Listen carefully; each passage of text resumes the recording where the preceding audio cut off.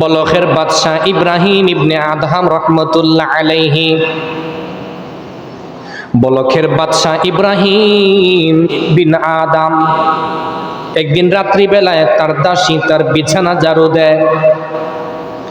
দাসী যখন বিছানা ঝাড়ু দেয়, তাকায়া দেখে দাসী কয়, আজকে 30 বছর ধরে ইব্রাহিম ইবনে আদহাম এই মখমলের পালঙ্গের মধ্যে, বিছানার মধ্যে স্বর্ণের খাট বানাইছে রে।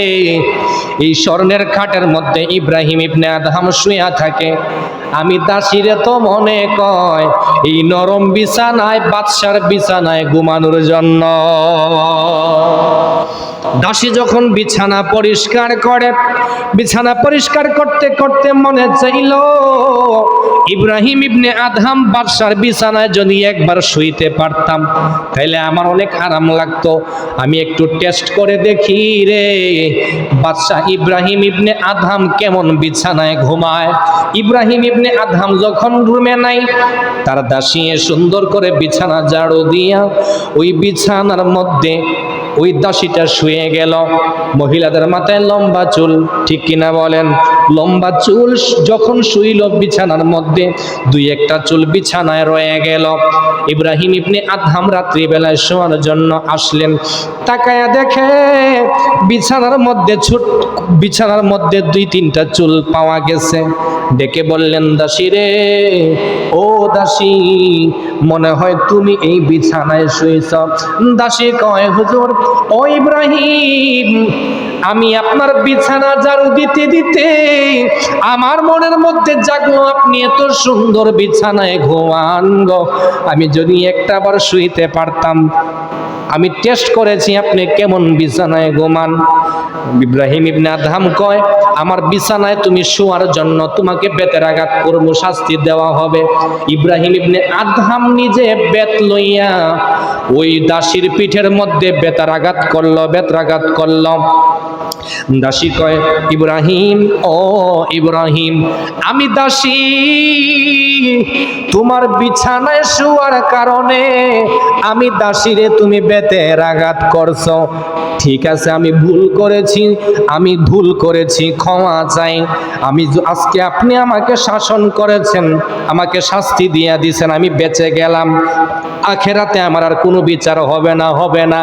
কিন্তু আপনার বিছানায় আমি বেশি না 10 সেকেন্ড বা 2-3 মিনিট শোয়ার কারণে যদি আমারে আপনি বেতের আঘাত করে শাস্তি দেন, আজকে 30 বছর ধরে বিছানায় শুয়ে রইছেন, আপনারে আখেরাতে আল্লাহ জানে কি শাস্তি দিব।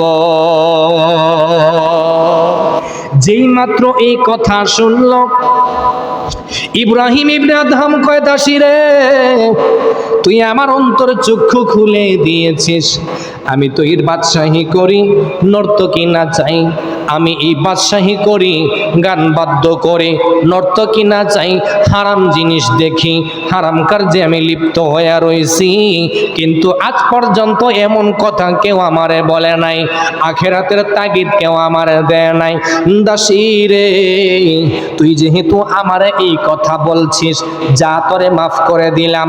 ডেকে বললেন, যারা আছো আমার এই দাসীরে সুন্দর করে গোসল করাইয়া সুন্দর করে পিঠের মধ্যে তেল মালিশ করে দাও।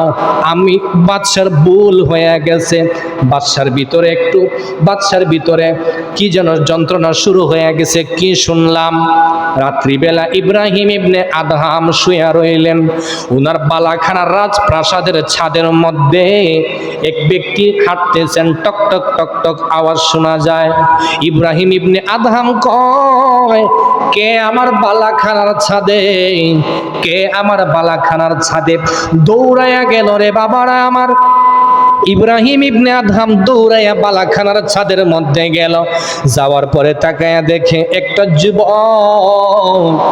ইব্রাহিম ইবনে আদহাম কয়, যুবক, তুমি আমার বালাখানার ছাদে কি করো?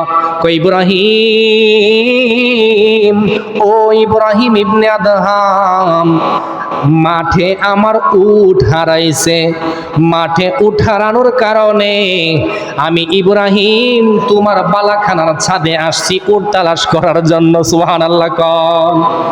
আচ্ছা, ছাদের উপরে কি উট উঠতে পারে? কথা, মাঠে উট হারাইছে, কিসের মধ্যে? মাঠের মধ্যে উট হারাইছে। আর ওই ব্যক্তি আসছে উট খুঁজতো বাদশার রাজপ্রাসাদের ছাদের মধ্যে। ইব্রাহিম ইবনে আদহাম কয়, তুমি বোকা মানুষ। কই, কিভাবে আমি বোকা? মাঠে তোমার উট হারাইছে আর তুমি উট তালাশ করার জন্য আমি ইব্রাহিমের বালাখানার ছাদে আসছ। ওই ব্যক্তি ডেকে কয়, ইব্রাহিম শুনে রাখো রে, মাঠে আমার উট হারাইছে, মাঠের মধ্যে যদি আমার উট না পাই, কিন্তু তুমিও জেনে রাখো রাজপ্রাসাদে ঘুমাইয়া রাজকীয় পোশাক পরিধান কইরা নর্তকী নাচাইয়া সিংহাসনে স্বর্ণের সিংহাসনে বইসা মখমলের পালঙ্গে ঘুমাইয়া আমার আল্লাহরেও পাইবা না। কি বুঝাইছে দেখেন? মাঠে আমার উট হারাইছে, আমার উট যদি আমি না পাই, তুমি বাদশাহী করেও রাজপ্রাসাদে ঘুমাইয়া আল্লাহকে পাইবে? আল্লাহ পাবে না। এই কথা যখন বলল, আল্লাহ পাইবা না যখন এই কথা বলল, বলার সাথে সাথে ইব্রাহিম ইবনে আদহামের অন্তর্চক্ষু খুলে যাইতে লাগলো। আল্লাহু আকবার বলেন। সকালবেলা যখন উঠছে, রাত্রিবেলা শেষ রাত্রিতে এক ব্যক্তি রাজপ্রাসাদের দরজা খুইলা মহলের ভিতরে ঢুকে গিয়েছে। ইব্রাহিম ইবনে আদহাম কয়, কে রে? আমার এই ঘরের ভিতরে আমার খাস কামরার মধ্যে কে প্রবেশ করলা? ওই ব্যক্তি ডেকে বললেন, ইব্রাহিম, কথার কথা, আমি ময়মনসিংহ থেকে রওনা দিলাম, ঢাকার মধ্যে আসছি রে, আমি রাজশাহী যাব, কিন্তু রাত্রিবেলায় তোমার এখানে নিয়ত করেছি, আমি মুসাফির খানা মনে করে এখানে এসেছি, আমি রাত্রিবেলা তোমার এখানে কাটাইয়া দিব, এটা মুসাফির খানা, আমার একটু জায়গা দিবানি। ইব্রাহিম ইবনে আদহাম কয়, না রে না, এটা মুসাফির খানা না, এটা হলো রাজপ্রাসাদ। সুবহানাল্লাহ। এটা কি? রাজপ্রাসাদ। আর ওই ব্যক্তি কি কয়? এটা মুসাফির খানা। কি খানা? মুসাফির খানা। ইব্রাহিম ইবনে আদহাম কয়, এটা মুসাফির খানা না, এটা রাজপ্রাসাদ। এই রাজপ্রাসাদ কখনো মুসাফির খানা হতে পারে না। যুবকটা ডেকে বলল, ইব্রাহিম, ও আমি তোমাকে একটা কথা বলে দেই। বলে, কি কথা? কয়, এই তুমি যে বাদশাহী করো, তুমি যে রাজা হয়েছ, বাদশাহ হয়েছ, সিংহাসনে বসেছ, তোমার আগে কে ছিল? কয়, আমার বাবাই বাদশাহ ছিল। তোমার বাবা আসেনি? কয়, না। তোমার বাবার আগে কে ছিল? কয়, আমার দাদাই ছিল রে। তোমার দাদা আসেনি? কয়, না। যেহেতু তোমার আগে তোমার বাবা ছিল, তোমার বাবা দুনিয়াতে নাই, তোমার বাবার আগে তোমার দাদার বাদশাহ ছিল, তোমার দাদাও নাই। ঠিক তেমনি ভাবে মুসাফির খানায় যখন কোনো মানুষ ঢুকে, একদিন দুই দিন থাকার পরে বাহির হয়ে যায়, ঠিক তেমনি ভাবে তোমার রাজপ্রাসাদেও তোমার বাবাই ছিল, বাবা নাই, দাদা ছিল, দাদা নাই। শুনে রাখো, ওই মুসাফির খানা আর এই রাজপ্রাসাদের মুসাফির খানার মধ্যে কোনো বেশ কম নাই। বুঝছেন নি? মুসাফির খানায় মানুষ ঢুকে বের হয়, ঠিক তেমনি ভাবে এই রাজপ্রাসাদে কেউ রাজা হয়, আবার মারা যায়, আরেকজন রাজা হয়, আরেকজন মারা যায়, বাদশাহ হয়, বাদশাহ মারা যায়। তাহলে বোঝা যায় এই বাদশাহীর যে বালাখানা আছে, রাজপ্রাসাদ, ওইটাও মুসাফির খানা। ওইটা কি? এজন্য এক শায়ের কও, এ দুনিয়া মুসাফির খানা মন জানো না, আসছো একা যাইবা একা, কেউ থাকবে না। ঠিক কিনা বলেন? ইব্রাহিম ইবনে আদহামকে এক কথা বলে যুবক বের হয়ে গেল, দৌড়াইতে লাগলো পিছন দিক দিয়া। হযরতে ইব্রাহিম ইবনে আদহাম বাদশা ইব্রাহিমে দৌড়াইতে লাগলো। উজির রে কই, উজির রে, ও উজির, আমার শরীরের মধ্যে বাদশাহী পোশাক, রাজকীয় পোশাক আছে, ওইগুলা খুলে দিলাম রে। দৌড়াইয়া ওইগুলা খুলে তিনি দৌড়াইয়া যাইতে লাগলেন। মাথার মধ্যে মুকুট ছিল, মুকুট ফেলে দিলেন। রাজসিংহাসন ছেড়ে দিয়া তিনি কাপড় সাধারণ পোশাক পরিধান কইরা ঘর থেকে বাহির হয়ে গেলেন। বাহির হওয়ার সাথে সাথে সামনে যায়া দেখে এক রাখালে বকরি চড়াইতেছে। কি চড়ায়? বকরি। রাখালের শরীরের মধ্যে সালা আছে না, সালা, পাটের সুতা দিয়া বস্তা বানায়, ওই বস্তার কাপড় পরিধান করে রাখাল আছে। ডাক দিয়া কয়, রাখাল রে, তোমার শরীরের মধ্যে যে পোশাক, ওই পোশাক আমি ইব্রাহিম রে দিয়া দাও, আর আমার শরীরে যে পোশাক আছে ওইটা তুমি নিয়া নাও। সুবহানাল্লাহ। ইব্রাহিম ইবনে আদহাম যখন পোশাক দিয়া দিল, পোশাক দেওয়ার সাথে সাথে সামনে যখন যায়, ওনার অনেক ক্ষুধা লাগছে, পানির পিপাসা লাগছে। একটা গাছের নিচে তিনি বসলেন। বসার পরে তিনি পানির জন্য হাহাকার করতেছেন, পানি কোথায় পাবে, পানি কোথায় পাবে। যেই মাত্র পানির পিপাসা লাগলো রে, ইব্রাহিম ইবনে আদহামে তাকায় দেখে একটা যুবতী মহিলা পানির কলস নিয়ে আসে। আল্লাহু আকবার বলেন। ইব্রাহিম ইবনে আদহাম চেহারা ফিরাইয়া ফেলছে, কই মারে, মহিলা তুমি হইলা বেগানা নারী, তোমার দিকে আমি তাকাবো না। মহিলা খুব সুন্দরী রূপসী, এমন মহিলা পৃথিবীতে আর নাই। সুন্দরী একটা মহিলা আসলো, কয় ইব্রাহিম তোমার মনে হয় পানির পিপাসা লাগছে রে? কয় হা। তাহলে পানি পান করো। ইব্রাহিম ইবনে আদহাম কয়, তুমি বেগানা নারী, তোমার দিকে আমি তাকাবো না। ওই মহিলা ডেকে কই, ইব্রাহিম, ও ইব্রাহিম, আমি তো কোনো মহিলা না। তুমি এতদিন রাজপ্রাসাদের মধ্যে নর্তকী নাচাইছো, বেগানা নারী বলো নাই। গান বাজনা করছো, নারী দিয়া গান বাজনা করাইছো, বেগানা বলো নাই। আজকে এত সাধু হয়ে গেলা রে?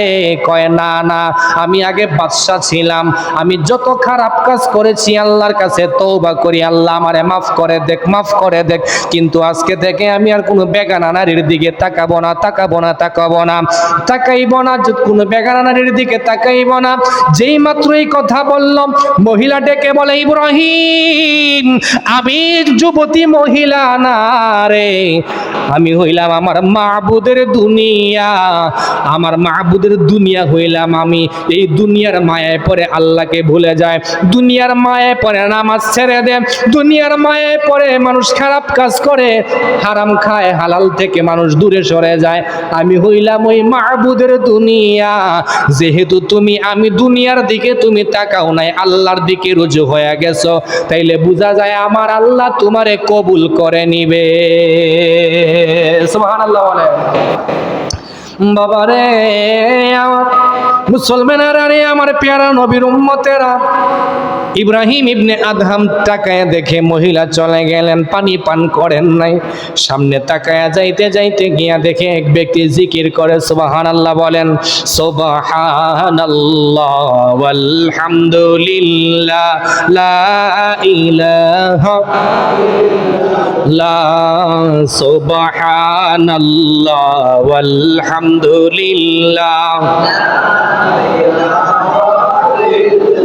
লাহু লা ইলাহা ইল্লাল্লাহ, লা ইলাহা দয়াল আল্লাহ, দয়া কর, নসিব কর মদিনা, দয়াল আল্লাহ, দয়া কর, নসিব কর মদিনা।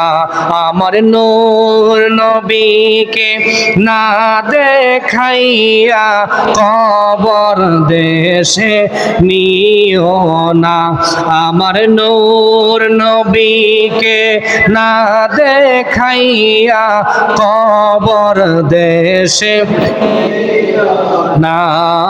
সুবহানাল্লাহ ওয়ালহামদুলিল্লাহ লা ইলাহা ইল্লাল্লাহ মুহাম্মাদুর রাসূলুল্লাহ সাল্লাল্লাহু আলাইহি ওয়াসাল্লাম। বাদশা ইব্রাহিমে এবার একটা আল্লাহর ওলি তাকায় দেখে জিকির করে, সুবহানাল্লাহ বলেন। জিকির করে তখন ইব্রাহিম ইবনে আদহাম কয়, বাবা রে, আমার মতো গুনাহগার আসমানের নিচে জমিনের উপরে আর কেউ নাই। আমি বলখের বাদশা ছিলাম, আমি রাজ সিংহাসন ছেড়ে দিয়ে, বাদশাহী ছেড়ে দিয়ে, রাজকীয় পোশাক ছেড়ে দিয়ে রে আমি আল্লাহকে পাওয়ার জন্য সবকিছু ছেড়ে দিয়েছি, সবকিছু ত্যাগ করে এসেছি। এই জঙ্গলার ভিতরে তুমি আল্লাহর ওলির খোঁজ পেয়েছি। তুমি কি করো? কয় আমি আল্লাহর জিকির করি।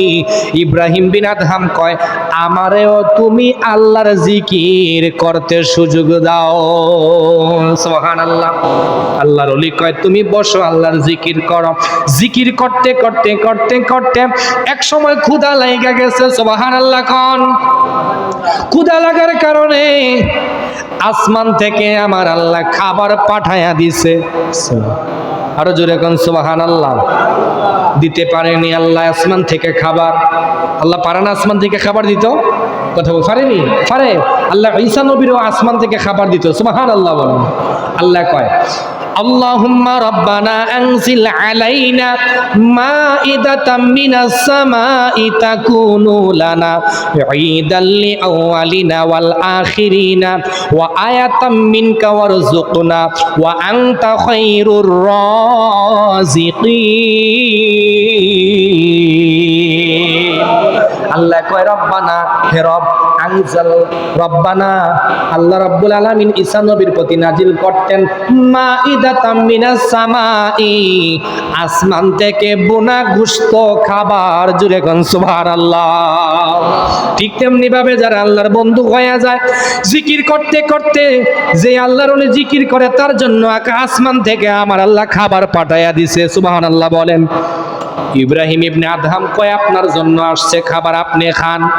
সুবহানাল্লাহ। আমার জন্য তো আল্লাহ খাবার পাঠায় নাই। যতক্ষণ আমি ইব্রাহিমের জন্য আল্লাহ আলাদাভাবে খাবার না পাঠাইবে, ততক্ষণ আমি ইব্রাহিমে খাবার খাব না।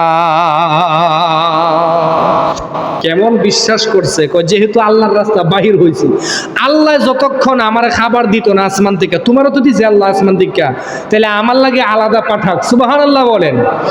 ইব্রাহিম ইবনে আদহাম কয়, আল্লাহর ওলি রে, আপনি জিকির করেন, আমিও জিকির করি। দুইজনে জিকির করতে লাগলো, কিন্তু সাতের জনে খাবার খায়, ইব্রাহিমে খাবার খায় না। কয়, কেন জানো নি?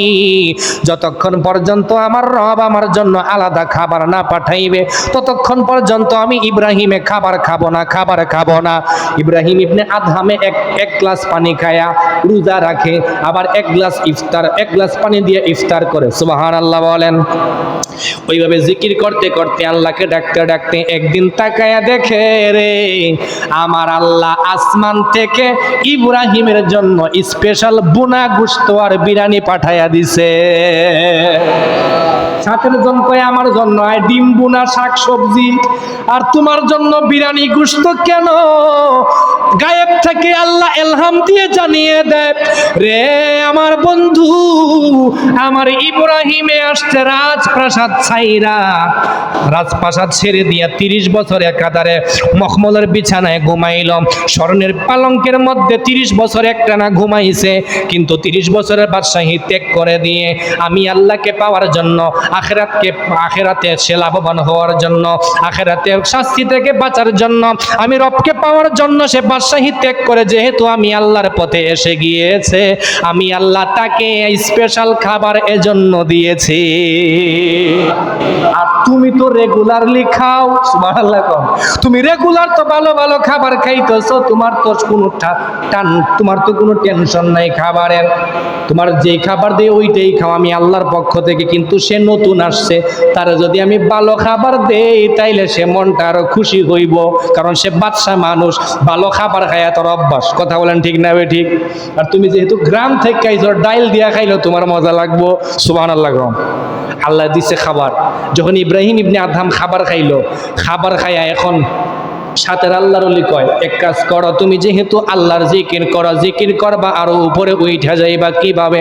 কয় রিয়াজত করতে করতে মুরাকাবা মুশাহাদা করবা। একজন কামেল হক্কানি পীরের কাছে বায়াতে গ্রহণ করে ফেলো।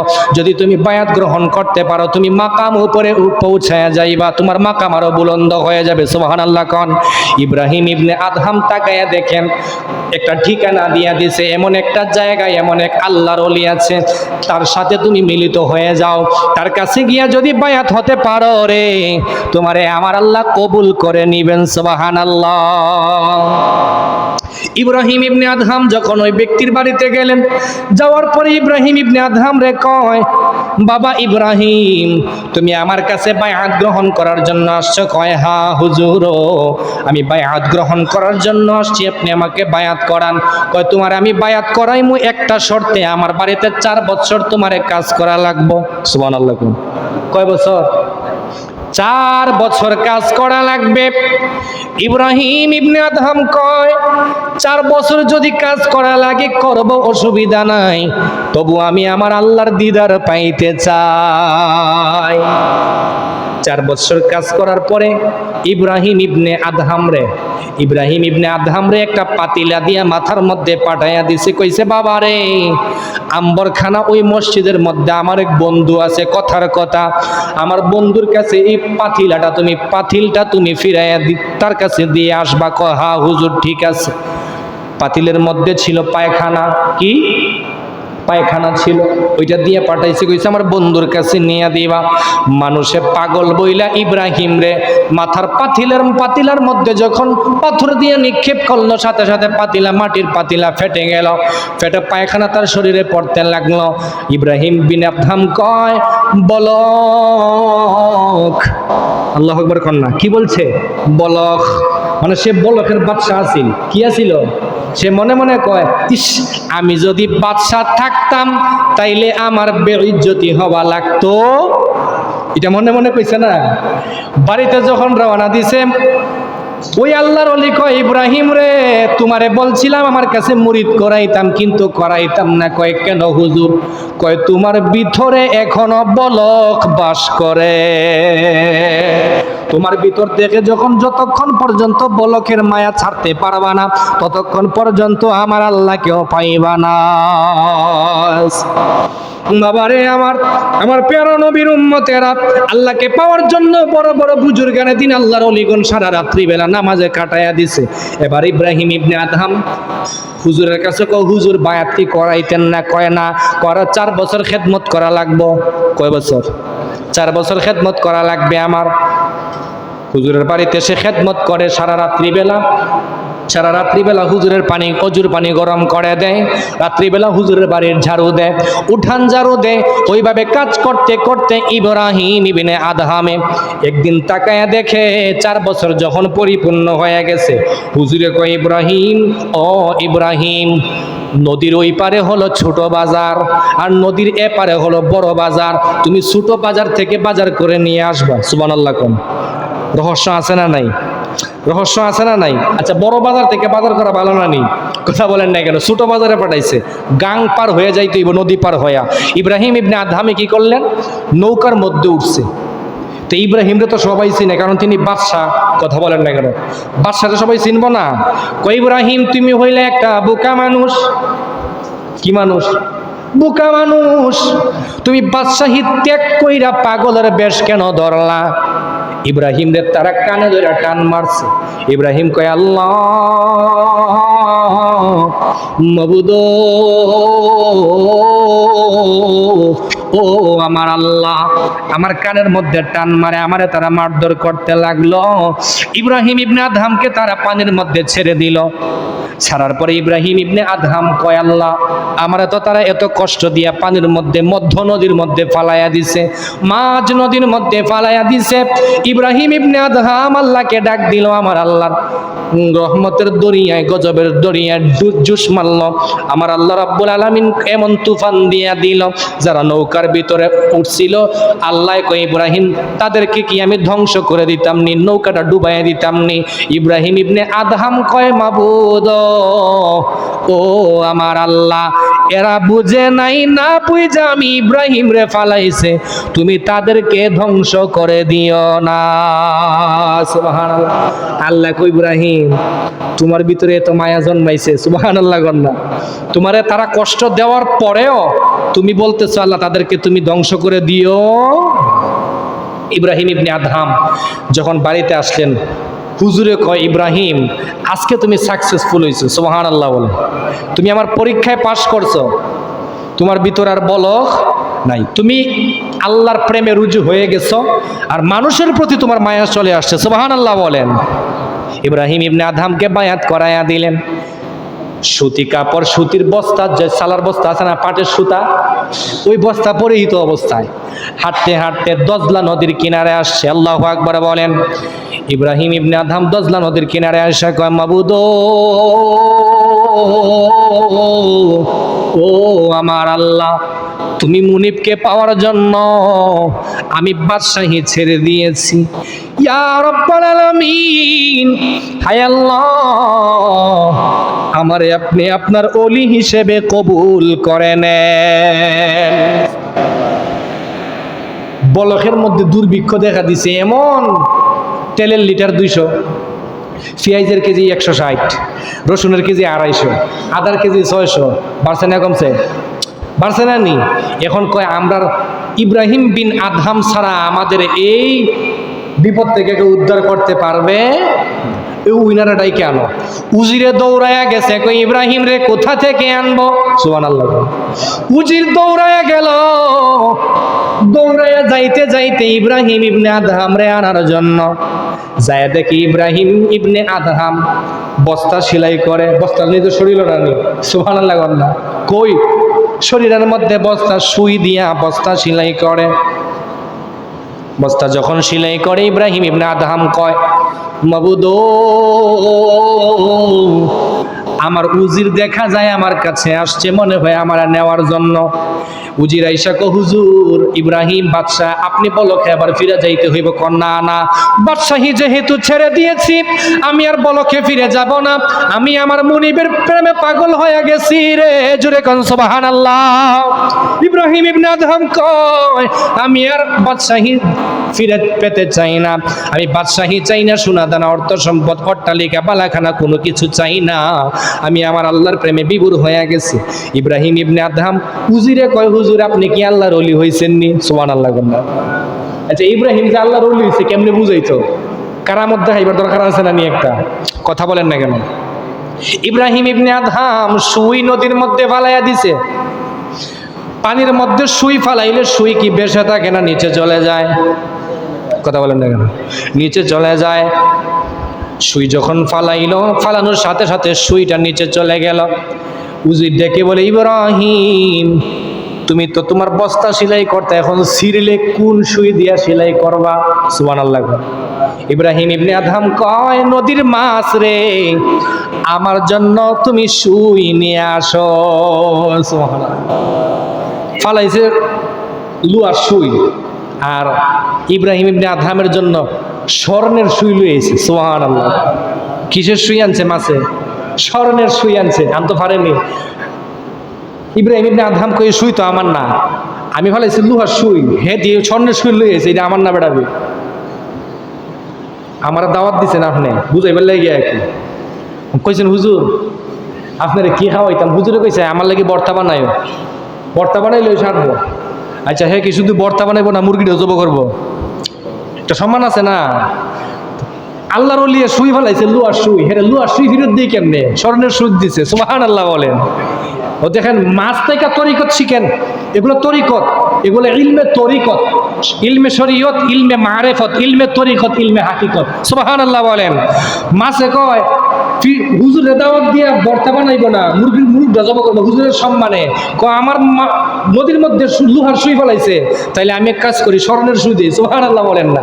ইব্রাহিম ইবনে আদহাম স্বর্ণের সুই যখন দিছে, ইব্রাহিম ইবনে আদহাম কয়, উজিরে কয়, হুজুর ইব্রাহিম আমার বুঝতে বাকি নাই, আপনারে আল্লাহ মঞ্জুর করে নিয়েছে, সুবহানাল্লাহ। ইব্রাহিম ইবনে আদহাম কয়, আমি বলকের আমি রাজপ্রাসাদে ফিরে যাব না। ইব্রাহিম ইবনে আদহাম শীতের রাত্রিতে একটা গুহার মধ্যে তিনি আটক হয়ে গেলেন। শরীরের মধ্যে ঠান্ডা লাগে, তাকায়া দেখে রে একটা অজগর সাপে এসে ইব্রাহিম বিন আদহাম রে পেঁচায়া রাখছে।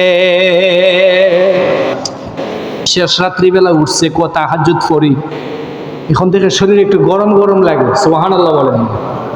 কি লাগে? আচ্ছা, আমরা দেখলে সাপে পেঁচাইয়া ধরবো না, চুবল দিব? অজগরে মানুষ খায় না, বাঁচায় রাখে, কথা বলেন না কেন? খাইলা না? অজগর সাপ ছুট হইলে খাই লিব, কারণ তার গলার ভিতরে এমন একটা জিনিস দিয়া দিছে, হ্যাঁ আস্থা 20 মন ওজনের জিনিসও খাইতে পারবো। কেন? এখান থেকে গইলা হজম হয় তার এখানে গলার মধ্যে। অজগর সাপের এখানে হজম শক্তি এখানে, গলায় ভিতরে দিয়া দেয়। তাইলে কি আমরা সব যতদিন খাইতে পারতো না? খাইয়ে নিব, কারণ তার তো হজম শক্তি এখানে, পানি হয়ে যায় ভিতরে। আল্লাহ এমন সিস্টেম দিয়ে দিছে তারে। অজগর সাপে যখন ইব্রাহিম ইবনে আদহাম রে পেঁচায়া ধরলেন, ইব্রাহিম ইবনে আদহাম, আচ্ছা আমাকে একটা জবাব দেন, অজগরে ইব্রাহিমের গোলামি করে, মাছে ইব্রাহিমের গোলামি করে, গাছে ইব্রাহিমের গোলামি করে কেন? কারণ ইব্রাহিমে আমার আল্লাহর হয়ে গেছে, আর আমার নবী কয় মাল্লাহুল মাওলা ফালাহুল কুল, যারা আমি আল্লাহর হয়ে যায় সমস্ত সৃষ্টি জগৎ আমি আল্লাহ তার গোলাম বানায়া দেই। জুরে কোন সুবহানাল্লাহ। এজন্য আল্লামা সাহেব কিবলা ফুলতলি রহমতুল্লাহ আলাই মাহফিলের উদ্দেশ্যে রওনা দিছে, বাঘ সামনে গাড়ির সামনে দাঁড়ায় রইছে, সুবহানাল্লাহ কোন। সাহেব কিবলা ফুলতলি রহমতুল্লাহ আলাই গাড়ি থেকে নামলেন, ড্রাইভার কয় হুজুর নাইমেন না, বাঘে আপনারে খায়া ফেলব, বাঘে আক্রমণ করব। আল্লাহর ওলি ফুলতলি রহমতুল্লাহ আলাইহি গাড়ি থেকে নামলেন, নামার সাথে সাথে বাঘ হযরতে ফুলতলি রহমতুল্লাহ আলাইহির পায়ের মধ্যে কদম বুসি করে চলে গিয়েছে। আমার ফাইলে ছাড়বো, কথা বলেন না কেন? আপনারা ফাইলে ছাড়বো? বাঘে রাস্তা দিয়ে আড়ে, শিয়াল দে বাঘে সালাম দিছে, আসসালামু আলাইকুম। আচ্ছা, বাঘে কখন শিয়াল দে সালাম দেয়? যখন বাঘের তনাই ফিরে জায়গা, কথা বলেন না কেন? বাঘের যখন কি ফিরে জায়গা, তনাই ফিরে জায়গা, তখন বাঘে কি করে? শিয়াল দে সালাম দেয়। আর যখন তাজা থাকে তখন শিয়াল দে ছাড়বো নি, আর কথা বল, শিয়াল দে ছাড়বো নি। আমরা জুয়ান কালে আবাদত করতাম, হইব বুড়া কালো যতই আপনি তাহাজ্জুদ করেন কাজ হবে। জুনায়েদ বাগদাদি এক রাস্তা দিয়া যায়, একটা কবরস্থান পাইল, কবর থেকে সূরা ইয়াসিন তেলাওয়াতের আওয়াজ আসে, সুবহানাল্লাহ কম। বিসমিল্লাহির রহমানির রহিম,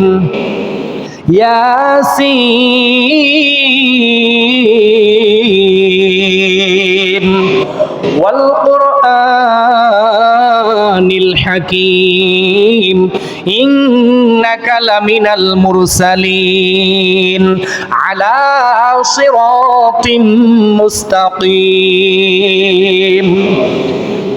ওই ব্যক্তিরে জিজ্ঞাসা করলো, কবরের ব্যক্তিরে, বলে আপনি এই কবরের থেকে কত বছর ধরে আপনি তেলাওয়াত করেন? কই ইব্রাহিম ও জুনাইদ বাগদাদি, আমি কবরে একাধারে 40 বছর ধরে কোরআন তেলাওয়াত করি। জুনাইদ বাগদাদি কয় সুবহানাল্লাহ। যখন সুবহানাল্লাহ বলছে, কবরের ব্যক্তি কয় 40 বছর ধরে আমি কোরআন তেলাওয়াত করি, একটা সওয়াবও আমার আমল নামায় আমার আল্লাহ দেয় নাই। ও জুনাইদ, তুমি যে সুবহানাল্লাহ বললা, জীবিত অবস্থায় সুবহানাল্লাহ বললা, এই সুবহানাল্লাহর যেমন সওয়াব আমার 40 বছর কোরআন তেলাওয়াতেরও ওই সমান সওয়াব না। জুড়ে এখন সুবহানাল্লাহ। তাহলে কবরে গিয়া নামাজ পড়লে নামাজ লাভ হইব নি? কোরআন তেলাওয়াত করলে লাভ হইব, হজ করলে লাভ হইব, যাকাত দিলে লাভ হইব। বৃদ্ধ বয়সের আগে যৌবনকে প্রাধান্য দিতে হবে, আর ঘরে বসে থাকলে হবে না। ইব্রাহিমের মতো আল্লাহকে পাইতে হলেও উসিলা তালাশ করা লাগবে, কথা বলেন ঠিক কিনা? কি শিখলাম আমরা আজকে? আল্লাহকে ঘরে বসে পাওয়া যাবে? ঘরে বসে পাওয়া যাবে? আল্লাহকে পেতে হলে কি করা লাগবে? আপনাকে ঘর থেকে বের হতে হবে। যেভাবে আপনি কোরআন হাদিসের ইলম অর্জন করার জন্য মসজিদে মক্তবে আসছেন, মাদ্রাসায় ভর্তি হয়েছেন, ঠিক তেমনিভাবে আল্লাহকে পেতে হলেও একজন হক্কানি কামেল পীরের হাতে বায়াত গ্রহণ করে আপনি আল্লাহকে তালাশ করতে হবে, তাহলে আপনার ভিতরে আল্লাহ আসবে। সুবহানাল্লাহ বলেন। ইব্রাহিম ইবনে আদহামের ঘটনাটা শেষ করি, অনেক লম্বা কাহিনী, এটা না বললে পরিপূর্ণ হবে না। ইব্রাহিম ওই যে আমরা আল্লাহরে জায়গা করে লই, কারে জায়গা করতাম?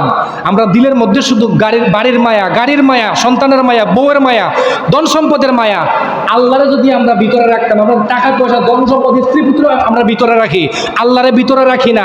যদি আল্লাহকে ভিতরে রাখতাম তাহলে সব কিছু আমরা গোলামি করতো। কথা বলেন ঠিক না ঠিক? ইব্রাহিম ইবনে আদহাম যখন কাবা শরীফ তাওয়াফ করে হজ করে, ওই সময় উনার বিবিও হজ করার জন্য গেছে। সুবহানাল্লাহ বলেন। বিবির দিকে তাকায় না। ইব্রাহিম ইবনে আদহামে বিবির চিনা ফালাইছে। আচ্ছা, বউর দিকে তাকাইলে অসুবিধা আছে? কথা বলেন না কেন? সন্তানের দিকে তাকাইলে অসুবিধা আছে? কিন্তু ইব্রাহিম ইবনে আদহামে তার বিবির দিকেও তাকায় না। আমি আল্লাহর পাগল হয়ে গেছি, বউর পাগল না, সন্তানের পাগল না, বাদশাহীর পাগল না। মাবুদ, এই তোমার হজ করার জন্য কাবা শরীফ আমি তাওয়াফ করি, আমাকে তুমি আল্লাহ থেকে যেন কেউ মুখ ফিরাইয়া না নিতে পারে। সুবহানাল্লাহ কোন। আল্লাহ তোমার দিকে আমি রুজু হয়ে গেছি, আমার অন্তর যেন কারো দিকে না যায়।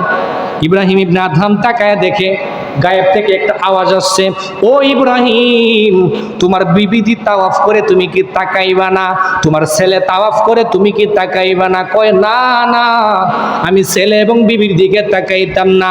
হঠাৎ করে তাকায় দেখে ইব্রাহিমের ছেলে তাওয়াফ করতে করতে ইন্তেকাল করছে।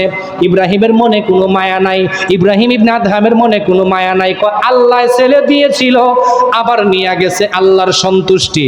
বউ কয়, জামাই, স্বামী ইব্রাহিম, ছেলে যে মারা গেছে দেখতেন না? দেখার দরকার নাই। সুবহানাল্লাহ। দেখার দরকার।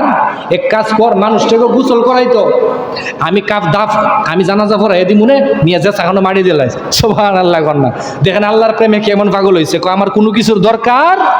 আল্লাহ কয়, ইব্রাহিম, তুমি আমাকে তোমার ভিতরে জায়গা বানায় দিছো, আমি আল্লাহকে, তুমি আমার হয়ে গেছো। মাল্লাহুল মাওলা ফালাহুল কুল, তুমি আমি আল্লাহর হয়ে গেছো, সমস্ত সৃষ্টি তুমি ইব্রাহিমের গুলামি করবে। সুবহানাল্লাহ বলে। বাঘে সালাম করে কেমনে? কথা বলেন না কেন? আল্লাহর হয়ে গেছে তুই কে তো বাঘে তার গুলামি করে? কথা বলেন না কেন? যেই ফুলতুলি সাহেব রহমতুল্লাহ আলাই নৌকার মধ্যে উঠতো, ঝড় তুফান আসতো, ইশারা করে আঙ্গুল দিয়ে ফু দিত, সাথে সাথে ঝড় তুফান বন্ধ। সুবহানাল্লাহ কন্যা। মাহফিলের মধ্যে গেছে, চতুর্দিকে বৃষ্টি, আল্লাহর ওলিয়ে বয়ান করে, ওই জায়গায় কোনো বৃষ্টি। আমি বানায় কোনো কারামত কইতেছি না, ফুলতুলি সাহেবের কারামত আছে, ওনার স্মারকের মধ্যে লেখা আছে, বানানগুলো কিচ্ছা কাহিনী না এগুলা। উনি যে আল্লাহর ওলি, কোনো সন্দেহ আসেনি আপনাদের? সন্দেহ আসেনি? ফুলতুলি সাহেব যে আল্লাহর ওলি, সন্দেহ আছে? সন্দেহ লা শাক্কা ওয়ালা রাইবা, কোনো সন্দেহ নাই। আল্লাহর হাবিব কয়, মান আরাদাদ দুনিয়া ফালাহুদ দুনিয়া, ওমান আরাদাল আখিরা ফালাহুল আখিরা, ওমান আরাদাল মাওলা ফালাহুল কুল। যারা দুনিয়া চায় আমি আল্লাহ তারা দুনিয়া দেই। দেখবেন 10তলা বিল্ডিং আছে না নাই? 20তলা বিল্ডিং আছে না নাই?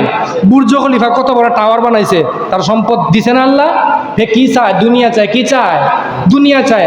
আল্লাহ কয়, ওয়ামান আরাদাল আখিরা, যারা আখিরা চায়, আখিরাত চায় আমি আল্লাহ তারা আখিরা দেই।